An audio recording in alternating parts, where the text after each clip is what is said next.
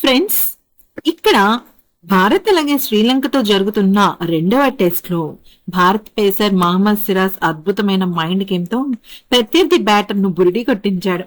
Shubman Gill సారథ్యంలోని team India తొలి innings లో 503 పరుగుల భారీ స్కోర్ ను సాధించిన తర్వాత సిరాజ్ వేసిన ఎత్తుగడకు లంక ఓపెనర్ కమిల్ మిషారా తన వికెట్ నే పారేసుకున్నాడు. అయితే కొలంబో టెస్ట్ లో శ్రీలంక తొలి ఇన్నింగ్స్ ఆరంభంలోనే వికెట్లు కోల్పోయి కష్టాల్లో పడింది. ఆ సమయంలో కమిల్ మిషారా పసింధు ఇక వీళ్ళిద్దరూ కలిసి ఇన్నింగ్స్ ను నిలబెట్టే ప్రయత్నం అయితే చాలా తీవ్రంగానే చేశారు.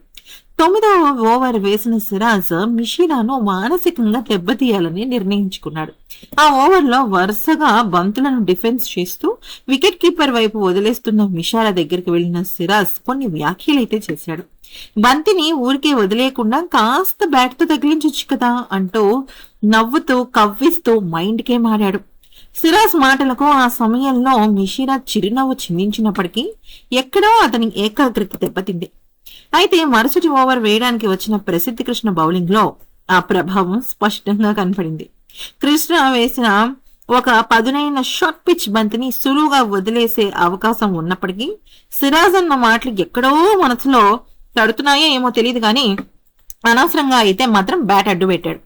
ఎగిరి వచ్చిన బంతి బ్యాట్ అంచుకు తగిలి నేరుగా ఫీల్డర్ చేతిలోకి వెళ్లడంతో లంక రెండో వికెట్ కోల్పోయింది.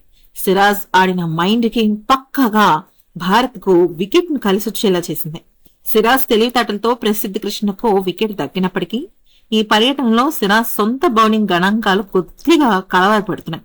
హైదరాబాద్ పేసర్ ఈ సిరీస్ లో ఇప్పటి వరకు 4 ఇన్నింగ్స్ లో కేవలం 3 వికెట్లే సాధించాడు. ఇక 2025లో టెస్టుల్లో అద్భుతంగా రాణించిన సిరాజ్ ఈ సంవత్సరం మాత్రం కొద్దిగా వెనకబడినట్టు అనిపిస్తుంది. చూద్దాం ఏం జరుగుతుందనేది. మొత్తానికైతే మాత్రం సిరాజ్ మైండ్ గేమ్ అదరగొట్టేశాడు. ఈ వీడియో నచ్చితే లైక్, షేర్ అండ్ సబ్స్క్రైబ్.